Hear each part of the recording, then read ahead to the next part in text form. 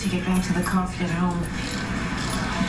We have a place where we buy all our coffee. They roast it themselves. They have an old roaster down in the basement. You can smell it on the street. Some ways you can smell it from our place bookstores. It's wonderful. Manhattan's best. Some magazine. Who knows? But it's very good. I think I'm actually going to give up coffee. It's bad for my nerves. Catherine?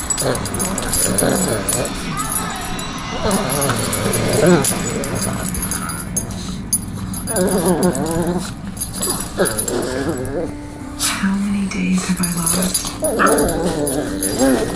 How can I get back to the place where I started?